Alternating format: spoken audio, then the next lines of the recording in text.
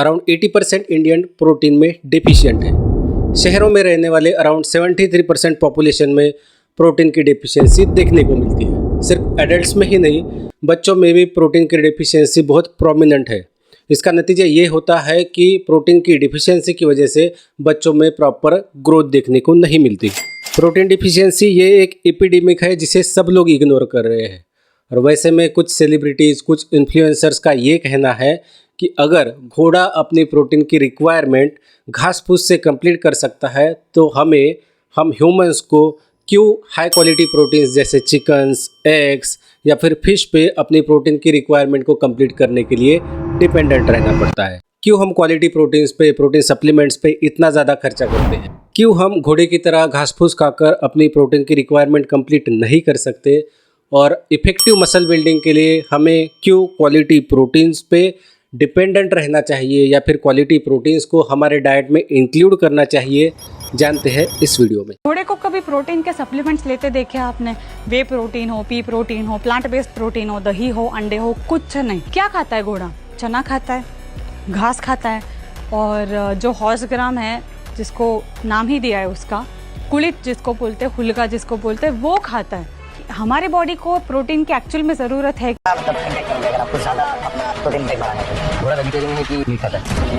First, protein from grass. घोड़े को घास से प्रोटीन मिलता है लेकिन बहुत कम अमाउंट में मिलता है।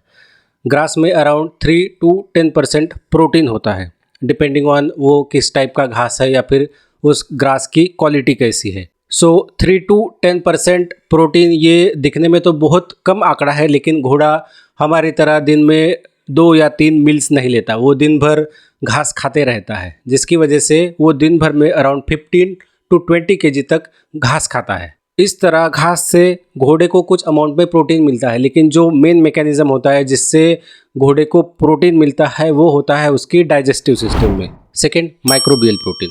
पहले तो हम घोड़े की और ह्यूमंस की डाइजेस्टिव सिस्टम के बारे में जानते हैं, जो बेसिक डिफरेंसेस होते हैं घोड़े की और ह्यूमन की डाइजेस्टिव सिस्टम में। पहले हम हमारी डाइजेस्टिव सिस्टम के बारे में जानते हैं।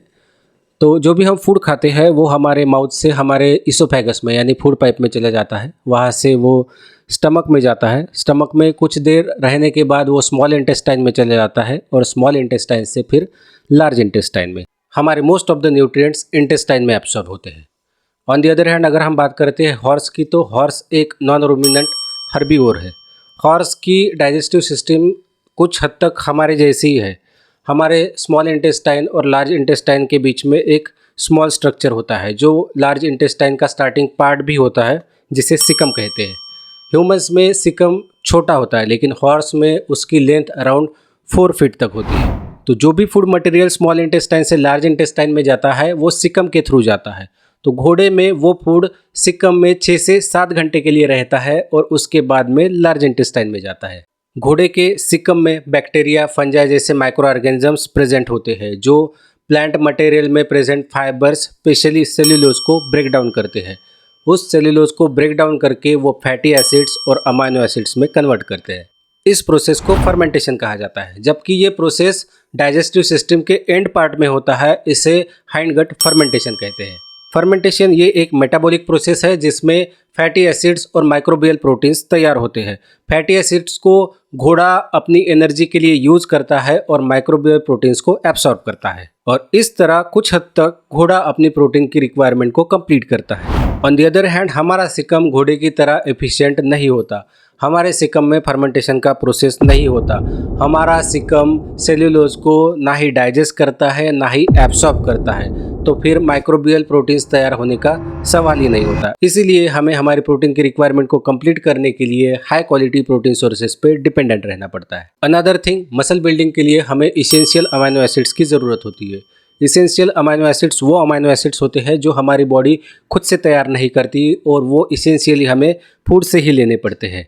Most of the plant proteins incomplete proteins होते हैं, इसलिए हमारी प्रोटीन की रिक्वायरमेंट को पूरा करने के लिए, इफिशिएंट मसल बिल्डिंग के लिए हमें कंप्लीट प्रोटीन्स जैसे चिकन, एग्स या फिर मिल्क एंड मिल्क प्रोडक्ट्स पे डिपेंडेंट होना पड़ता है। घोड़े की तरह हमारी बॉडी इसेंशियल अमाइनो एसिड्स को प्रोड्यूस नहीं कर सकती। जब भी हम जिम में वर्कआउट करते हैं हमारे मसल्स में डैमेज होता है और उस मसल डैमेज को रिपेयर करने के लिए हमें हाई क्वालिटी प्रोटीन की ज़रूरत होती है। एज ए जिम गोअर हमें दिन में 1 to 1.5 ग्राम्स पर केजी बॉडी वेट प्रोटीन लेना चाहिए। हमारी प्रोटीन की रिक्वायरमेंट वेजिटेरियन सोर्सेज से या फिर प्लांट सोर्सेज से कंप्लीट करना इम्पॉसिबल तो नहीं है, लेकिन थोड़ा डिफ़िकल्ट है। तो इस केस में हमारी प्रोटीन को रिक्वायरमेंट को कंप्लीट करने के लिए हम प्रोटीन को सप्लीमेंट कर सकते हैं। बिना हाई क्वालिटी प्रोटीन्स के ना हमारे मसल्स रिपेयर होंगे ना ग्रो होंगे। तो अगर नेक्स्ट टाइम आपको कोई बोलता है कि घोड़ा प्रोटीन सप्लीमेंट्स नहीं लेता, तो उसे बताना कि घोड़ा ह्यूमंस की तरह कपड़े भी नहीं पहनता, मोबाइल भी नहीं यूज़ करता और ना ही किसी पॉडकास्ट में जाके नॉनसेंस करता है। अगर आपको वीडियो अच्छी लगी तो वीडियो को लाइक करिए, कमेंट करिए और ऐसे ही इन्फॉर्मेटिव वीडियोस देखने के लिए चैनल को सब्सक्राइब करिए। See you in the next video.